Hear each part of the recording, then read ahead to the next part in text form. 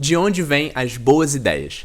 Esse é o título de um livro sensacional do Stephen Johnson e, na minha opinião, ele é o melhor que tem do assunto. Eu já li vários sobre isso e a grande diferença, eu acho que a maioria dos livros que falam disso focam exclusivamente em ideias humanas. Então, como que fulano desenvolveu essa tecnologia ou a história da pessoa criando essa empresa. O Stephen Johnson também faz isso, então o livro é completamente recheado de bons exemplos. A descoberta do oxigênio, a invenção da incubadora, a prensa de Gutenberg, o cara que inventou o ar-condicionado, o marca-passo. Tem uma série de exemplos muito bons, mas ele vai além. Ele explica que ele escolhe esse termo, boas ideias, da forma mais ampla possível, porque para ele boa ideia é simplesmente qualquer inovação, qualquer coisa diferente que permita você fazer algo que antes você não conseguia fazer ou fazer com menos recurso aquilo que você fazia com mais.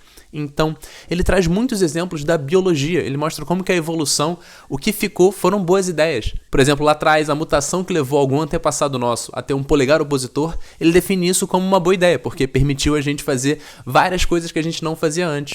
E os exemplos são muito profundos, não são nada rasos. Ele realmente desenvolve muito bem, traz as referências e tudo mais. Então ele divide o livro em 7 capítulos, são as 7 ideias principais para a gente de fato entender de onde vêm as boas ideias, cada capítulo com uma série de exemplos, e eu vou falar aqui dos 7. O primeiro deles é esse conceito que ele chama de possível adjacente.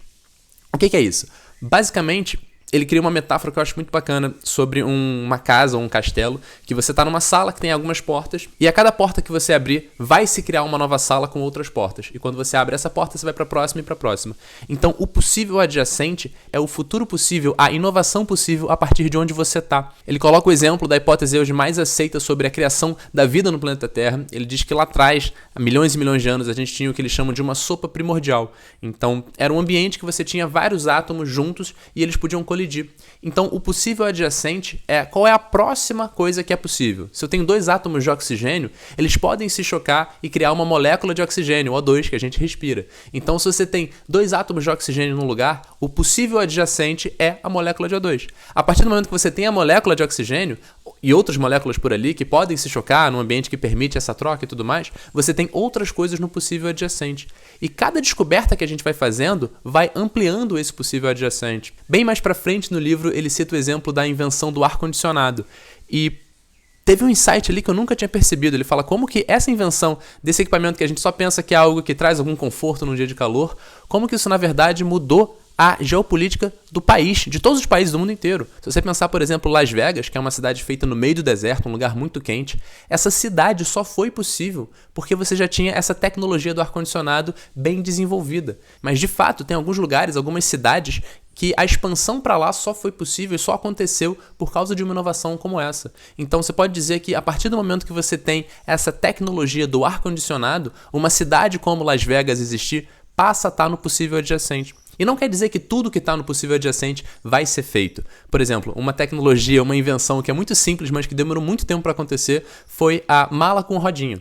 Se você pensar, tudo que precisa para essa tecnologia acontecer é a gente ter a invenção de malas e a gente ter a invenção de rodinhas. Vamos até facilitar e pensar em coisas com rodinha já, não simplesmente a invenção da roda.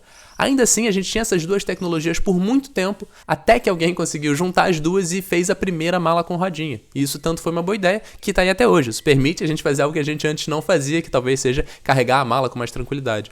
Então, esse possível adjacente, ele vai falar tanto de coisas super simples, como talvez uma mala com rodinha, como, por exemplo, a descoberta do oxigênio. Para essa descoberta acontecer, do que é o oxigênio, foram necessárias 2 coisas. A primeira foi conceitual e a segunda foi física. Então, a primeira foi a ideia de que o ar é algo que vale a pena ser estudado, que ele é composto por gases. Isso pra gente pode ser extremamente óbvio, mas só é óbvio porque essas descobertas já foram feitas há muito tempo. Naquela época, esse era um conceito novo, que tinha acabado de chegar, tinha acabado de ser desenvolvido. Então, era uma ideia puramente conceitual de que, ok, existe alguma coisa no ar e talvez a gente queira estudar isso. E a segunda foi uma inovação técnica, quando criaram balanças com uma precisão suficiente para medir a diferença na oxidação de alguns materiais, aí a gente tinha as 2 peças-chave para essa descoberta poder ser feita.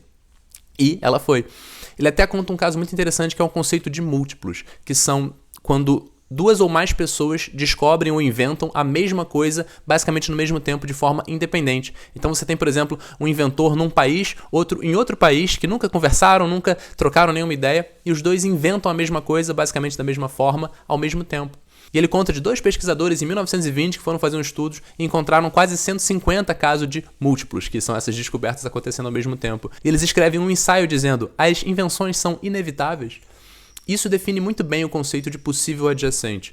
Existem algumas invenções que elas estão tão na beirinha, que elas são tão valiosas, a partir do momento que você tem as peças que podem criá-la, que elas são quase inevitáveis. É fato que a gente vai chegar lá. A partir do momento que a tecnologia do celular, smartphone, está super bem difundida, você tem internet em todos os lugares, cada celular tem um aparelho de GPS com uma precisão muito melhor, você permite a criação de uma empresa tipo a Uber. Ela entra no possível adjacente. Essa empresa, essa ideia não teria sido possível alguns anos atrás. No segundo capítulo ele fala de redes líquidas, a ideia de que você precisa de uma rede, porque as ideias, em geral as boas ideias, elas são como um quebra-cabeça, são compostas de várias peças. E você precisa de cada uma dessas peças e principalmente delas podendo se encontrar, colidir. Então rede líquida é algo que permite que uma ideia transborde e se conecte com outra. Ele fala até do cérebro humano. Ele fala, uma ideia nova são um número específico de neurônios criando uma conexão que eles nunca conectaram antes entre eles e se acendendo. Então isso é uma ideia. Fisicamente é algo que acontece dentro do nosso cérebro. Mas existe uma troca constante da gente com o ambiente. Ele diz que a nossa mente molda o ambiente em que a gente vive e que o ambiente retribui o favor. Ou seja, a gente tanto estimula a criação do ambiente em que a gente está, quanto a gente é estimulada por ele. Então o conceito de rede líquida, rede é para mostrar que você tem vários agentes interconectados ou com a possibilidade de se conectar, e a liquidez mostra essa fluidez das ideias. Ele diz, por exemplo, como que o surgimento das cidades propicia um aumento muito grande na taxa de inovação, porque você tem mais pessoas para tanto guardar informação quanto potencialmente trocar com outras pessoas. E mais ainda, mais pra frente ele vai falar no caso das cidades, nas metrópoles, das megalópolis, você cria a possibilidade de uma subcultura. Simplesmente porque você precisa de um número grande de pessoas para criar e manter uma subcultura. Então quanto mais você vai crescendo e tendo essa aglomeração de pessoas, que por si só pode gerar uma série de problemas, mas no quesito da possibilidade da gente armazenar informações, ou seja, você tem mais pessoas que guardam esse conhecimento e possibilidade de trocas, e trocas entre ambientes diversos. Ele vai mostrar ao longo do livro com vários exemplos como que é importante ou como que é às vezes fundamental para uma boa ideia você ter a troca com alguém com uma visão diferente, alguém que era de outro ambiente, porque essa pessoa não vai ter os mesmos preconceitos que você, ela não vai ter os mesmos vieses. Ele conta como que, por exemplo, a descoberta do formato em hélice do DNA foi feita não pelos biólogos que estavam estudando isso há muito tempo, a galera da bioquímica que estava há alguns anos trabalhando especificamente nesse problema, mas por 2 pessoas que eram vistas até como mais amadores na área. 2 cientistas pesquisadores que faziam muitas pausas para o cafezinho, que tinham uma série de hobbies, que conversavam com pessoas de outras áreas. Um deles chegou a mudar a sua área de estudo na faculdade. E o que ele mostra é que o problema do DNA, ele dependia de peças do quebra-cabeça, essa ideia geral, de áreas distintas. Então uma pessoa que era só da biologia molecular muito provavelmente não ia chegar a essa conclusão sem ter esse alimento de ideias de fontes diferentes. Ele começa o livro com o exemplo do Charles Darwin, como que ele criou a teoria da evolução das espécies, e isso levou um tempo para acontecer, mas a forma que ele observou um arquipélago e um coral, ele fala como que no meio do oceano você tinha quilômetros e quilômetros de deserto sem nada e de repente uma explosão de criatividade, de vida, de animais, de seres diferentes. E ele falou, tá, ok, o que tem aqui de diferente? Por que aqui a gente tem toda essa abundância de inovação, de criatividade, de boas ideias e em outros lugares não? Então, o coral tem muito em comum com tantas outras boas ideias, muito mais em comum com a boa ideia de um engenheiro, de um poeta, de um médico, de uma pessoa que descobriu outra coisa. E todos os capítulos conversam muito entre si. O terceiro fala sobre o palpite lento ou a intuição lenta. No inglês ele fala the slow hunch. Na versão em português é traduzido como a intuição lenta, mas eu acho que palpite talvez seja um pouco melhor, porque não necessariamente melhor, não vou me colocar nesse lugar, mas ele às vezes dá uma ideia um pouco diferente. Ele mostra como que muitas invenções, aquele inventor estava com uma pulga atrás da orelha há 10 anos, há 5 anos. Ele trabalhou num problema, ele pensou naquilo, ele ficou anos e anos e anos com uma questão. Às vezes depois ele foi trabalhar em outra coisa e de repente o possível adjacente aconteceu, né? Algo se desenvolveu, uma ideia nova apareceu para ele, uma forma diferente de observar ou pensar sobre o problema, e a solução brotou e essa ideia foi criada. Como por exemplo no caso do marca-passo. Era um inventor que estava há muito tempo pesquisando outra coisa, ele já tinha ficado alguns anos estudando o que ele entendia como a transmissão elétrica de sinal no corpo humano. Até que depois ele foi trabalhar para uma outra pessoa, muito tempo depois, ele foi fazer um experimento, ele pegou um instrumento errado e, por acaso, dentro daquele erro, ele percebeu uma coisa que deu um estalo e dali ele desenvolveu um marca-passo e ele conseguiu criar uma tecnologia que salva a vida de milhares de pessoas até hoje. Então, esse palpite lento é o porquê ele diz que é importante a gente anotar as nossas ideias. Ele fala como que no caso do Darwin de novo, para ele criar, para ele descobrir, para ele chegar nesse conceito da evolução das espécies, foi necessário o caderno. O caderno é algo muito simples, mas ele funciona como um ambiente no qual ele não só registra suas ideias, mas ele pode voltar lá e pensar quase que num dueto, quase que num diálogo com ele mesmo. E porque o Darwin tinha um hábito muito rigoroso de escrever no seu diário, ele colocava muita coisa lá, os pesquisadores puderam voltar e olhar e acompanhar como que ele foi chegando nessas ideias e ver que não teve nenhum momento claro onde ele teve esse insight. Ele fala que ele leu um ensaio do Malthus, que era um outro autor, e com isso ele teve um estalo e desenvolveu a teoria da evolução das espécies, mas os pesquisadores mostram, eles leem lá o dia que ele leu esse ensaio e passa mais de um mês até ele retomar esse assunto, até ele perceber uma nova coisa. Eles dizem que é muito difícil ter um momento exato no qual essa ideia foi tida. Eles falam, olha, ao longo desse período inteiro, a gente acha que ele já tinha a ideia da teoria da evolução das espécies, mas ela ainda não estava bem articulada. Ela levou um tempo para nascer. E por isso que ele chama de intuição lenta ou palpite lento. Ele vai falando de várias ideias. Teve um caso do Memorando Fênix, que esse caso, na verdade, explica mais como que as ideias precisam colidir.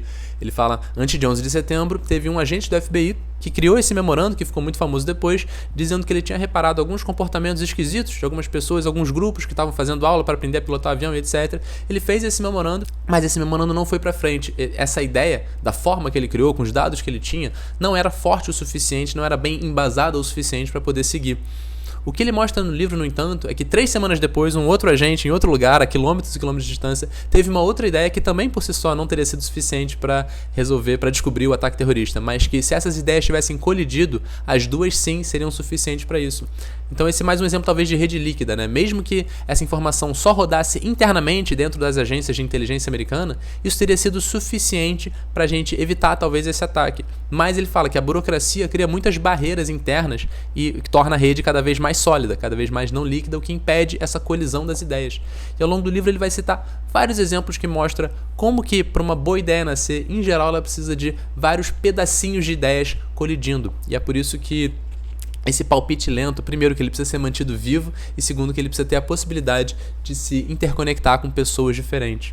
O 4º capítulo ele fala da serendipidade, a coincidência, da aleatoriedade, como que sim, a gente precisa que boas ideias possam colidir e você pode criar hábitos ou você pode fazer coisas de forma a aumentar essa superfície de contato, aumentar a possibilidade de você bater com uma boa ideia, você encontrar algo que você estava procurando. Então ele fala sobre a importância de você manter hobbies, de você ter interesses diversos, de você conversar com pessoas diferentes, aquele ponto que eu falei antes de uma metrópole manter viva subculturas. Então se você tem na década de 60 e 70 um grupo de pessoas que está muito interessado nessa coisa nascente que é o computador e eles criam um grupo onde eles podem trocar entre si, esse grupo só vai existir numa cidade grande. Numa cidade pequena você vai ter 1, 2 pessoas com esse interesse, não tem um número suficiente para você criar isso. Ele fala muito da importância dos cafés na Europa, na época do Iluminismo, quando você tinha um grupo muito diverso de intelectuais, engenheiros, arquitetos, filósofos, cientistas, biólogos, médicos, pessoas de campos completamente diversos, sentando e trocando ideia no mesmo lugar, e como que isso cria um ambiente muito propício ao nascimento de boas ideias. O 5º capítulo, acho que ele é bem importante, que ele fala sobre o erro.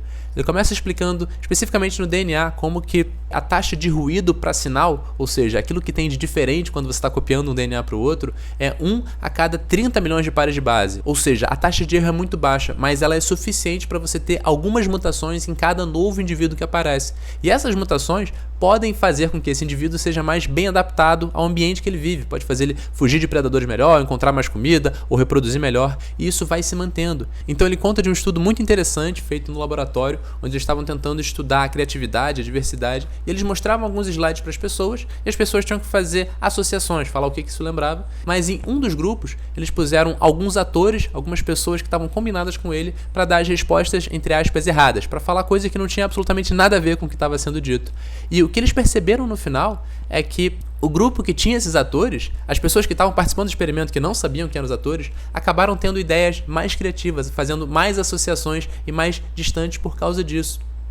Ele replicou esse experimento de diversas formas em ambientes diferentes, e a grande conclusão é que, em alguns casos, inserir um pouco de ruído, inserir um pouco de divergência, inserir algo que parece um erro pra gente, no processo, pode estimular a criação de melhores ideias, pode ser melhor do que antes. E ele fala como isso é contraintuitivo. A gente pensa que o laboratório idealmente é aquele lugar livre de contaminação, tudo limpo, onde todo mundo está focado, objetivo, sabe o que quer. E não só, a gente tem vários exemplos de descobertas que foram feitas por causa, literalmente, de uma contaminação mecânica, química ou biológica de alguma coisa, mas como que isso intelectualmente também faz bastante sentido. Então, óbvio que você não quer um ambiente completamente desorganizado e cheio de erro, mas uma pequena taxa de ruído pode ser valioso nesse sentido. O 6º capítulo traz um conceito que é sensacional, que é de exaptação. Ele explica o que é essa palavra. Exaptação é quando algo que foi inventado para um objetivo é utilizado para outro. Então, em termos de inovação humana, isso acontece bastante. Ele cita o exemplo do Gutenberg, que inventou a imprensa, e como que ele trabalhava com uma prensa de uvas para fazer vinho. E essa tecnologia, ele conseguiu mexer um pouquinho, fazer algumas mudanças e, a partir daí, criar a imprensa escrita para produzir livros e textos. Ele fez a primeira Bíblia impressa, isso teve um impacto muito grande. Mas como que isso também acontece muito na biologia evolutiva? Em muitos casos, ele mostra como que isso explica não um desenvolvimento consciente para tal lugar. Ele fala, por exemplo, das aves. Na verdade, o voo não foi algo conscientemente moldado e desenvolvido. Por alguma mutação, algum animal lá atrás desenvolveu algo similar a uma pena, e isso foi mais benéfico em termos de aquecimento. Com o tempo, outras mutações aconteceram e essa pena se mostrou útil para alguns animais que conseguiam planar um pouco. E com milhares e milhões de anos a gente chega no voo, nas aves. Mas ele dá alguns exemplos da biologia de como que algo que foi uma inovação, que foi uma mutação, que permitiu aquele organismo fazer uma coisa melhor, e com o tempo ele descobriu que isso também servia para uma outra coisa, foi uma exaptação. Da mesma forma que a gente tem isso em diversas inovações. E acho que esse conceito retoma toda aquela ideia de possível adjacente das redes líquidas, da importância disso, porque o inventor criou uma peça, uma tecnologia, uma ideia, uma forma conceitual de observar alguma coisa usada em um ambiente, e alguém consegue pegar aquilo e ter uma utilidade em outro ambiente. E o último capítulo junta bem todas essas ideias, que ele fala sobre plataformas. Além das plataformas óbvias, como por exemplo a internet, que realmente é muito fácil para qualquer um perceber como que isso fomenta boas ideias. Você tem um espaço onde as pessoas podem registrar, ter trocas e tudo mais. Mas ele dá um exemplo de plataforma como gênero musical, ou gênero de escrita, ou gênero de qualquer coisa. Pelo menos para mim foi muito interessante pensar nisso. Como que surgiu, por exemplo, o gênero da escrita policial, romance policial. Isso é uma coisa que foi criada, que alguém começou a fazer, e não necessariamente uma pessoa. Ele mostra como que isso foi sendo criado aos pouquinhos por diversas pessoas. Mas essa plataforma mais abstrata é basicamente um conceito de regras dentro das quais aquele gênero pode existir. Então o gênero funciona como uma plataforma, um ambiente no qual todos os participantes vão alimentar e ser alimentados, vão ter uma troca muito forte com os outros. E ele termina o livro dizendo: os padrões são simples, mas se adotados conjuntamente, ajudam a criar um todo mais sábio que a soma de suas partes. Faça uma caminhada, cultive intuições, anote tudo, mas mantenha suas pastas em desordem. Abrace a serendipidade. Cometa erros produtivos, cultive diversos hobbies, frequente cafés e outras redes líquidas, siga os links, permita que outros se baseiem em suas ideias, tome emprestado, recicle, reinvente. Esse pequeno parágrafo no final resume muito de todas as ideias que tem no livro. Então, entender conceitualmente que o possível adjacente, que uma nova inovação vai vir a partir do que a gente tem, que as ideias precisam se colidir, que uma boa ideia é composta de diversas partes, de diversas outras ideias, às vezes puramente conceituais e às vezes também mecânicas, físicas, tecnológicas, que essas ideias precisam se colidir, se chocar. Então, estar num ambiente que fomenta essa troca faz muita diferença.